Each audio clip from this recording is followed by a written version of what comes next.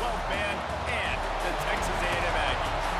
As we'll see, the number 12 team in the country, the Texas Longhorns, taking on the 9th-ranked team in the land, the Texas A&M Aggies. For EA Sports College Football, I'm Reese Davis, here with David Pollack and Jesse Palmer. Guys, let's get this thing rolling.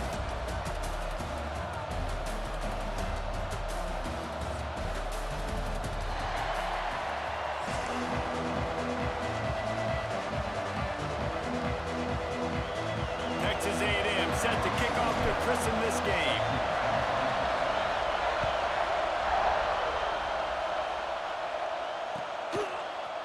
Looks like he's going to bring it out. Nice job by the kickoff team. Everybody stayed in their lanes, and they'll stop him at the 16.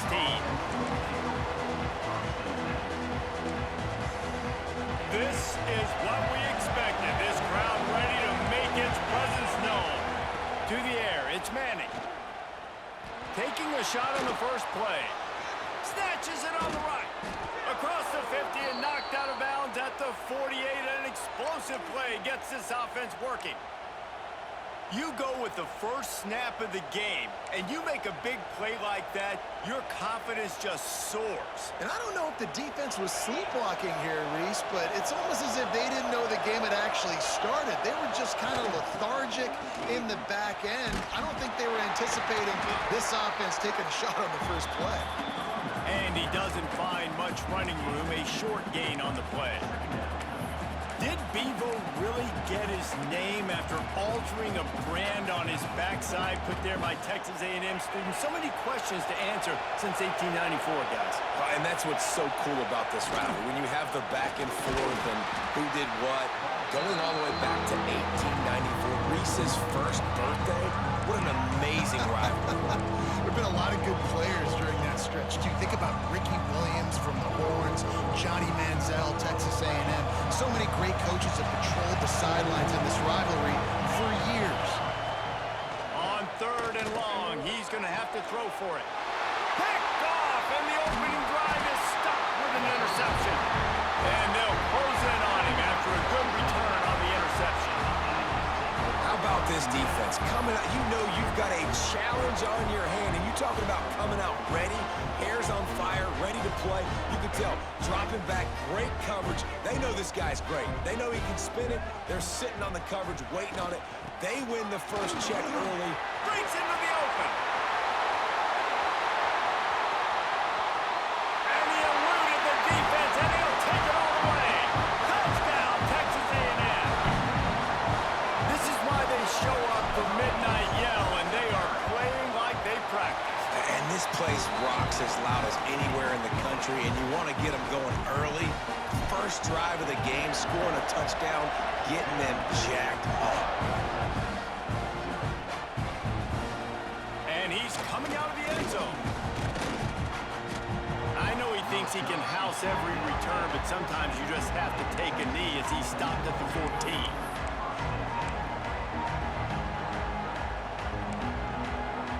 So Texas has it again, and here comes the offense.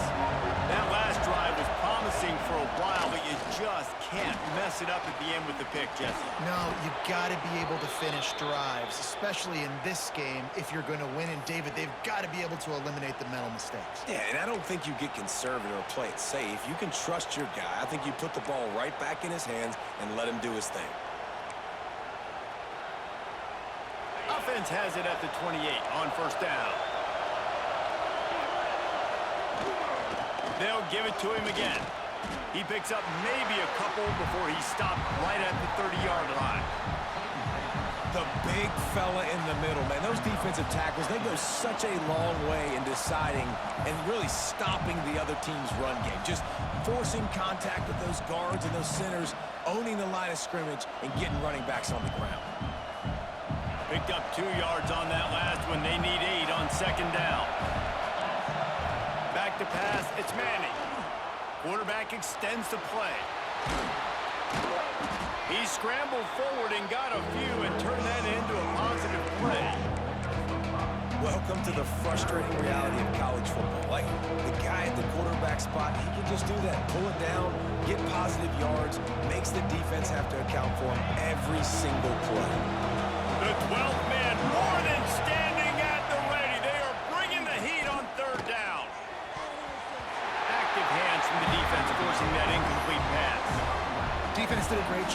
short on the opponent's side of the field. They're expecting quick throw. Everybody, they dug their heel on the ground. They're able to break on the ball, force the incompletion.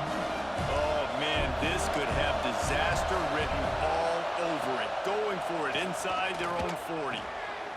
Intercepted. A first half turnover can swing momentum.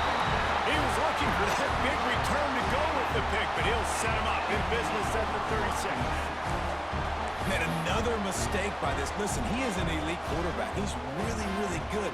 He's pressing too much. Jesse, the #1 job of a quarterback, you better protect the football. I don't care how good you are, you better protect it. Yeah, you just got to take what the defense is giving you, and I agree, David. It looks like right now he's trying to force the big play instead of just checking it down or throwing away. He's got to do a better job working through his progressions right now. He's got tons of talent. He's making bad decisions.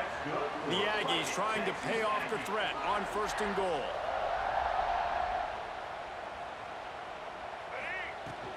They'll try to get it in with the run. Relentless, tough running gets it down to the 4. And what's the closest guy to the football, man? It's those defensive tackles, and those guards and centers have to work together. They got to get those guys and get some movement. They don't on this play, and the big fella eats. Nowhere to go. When you run into him, you usually meet the ground. And that pass will be jarred loose on 2nd down. That brings up 3rd down. Nice execution by this defense on 2nd and goal. And they try to throw the football. They stay tight on them. If I'm this offense, maybe I run some crossers, a little pick route, try to get my guy open.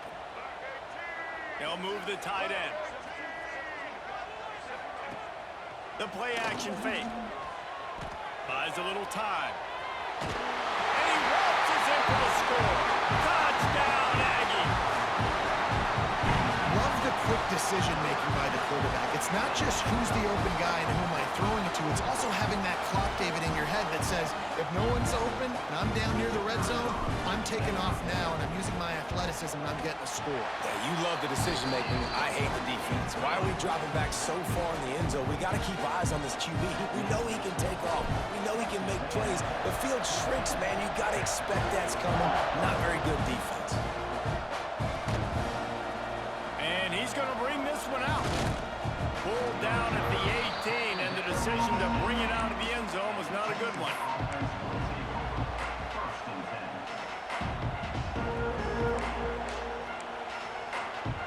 A little bit backed up to start this drive from their own 18-yard line. Handoff from the gun. And maybe he'll get back to the line of scrimmage, but no more than that. Really nice penetration by this defense, getting in there immediately, causing the running back to have to go a direction he doesn't want to go. And this defense has started the game so good. Several drives, no points allowed, and setting the tone on this drive. Didn't get much done on that first play of the drive. It's 2nd and 11. Oh, he wants it all. And they wanted it all on that incomplete pass. Instead, they're looking at 3rd down. DB does an outstanding job here on the deep pass, locating the football, no PI, able to swat it away, pass incomplete. Here comes his home crowd as the defense tries to get off the field on 3rd down. And he is finding wide open defenders all over the field. His 3rd interception of the day. He's out at the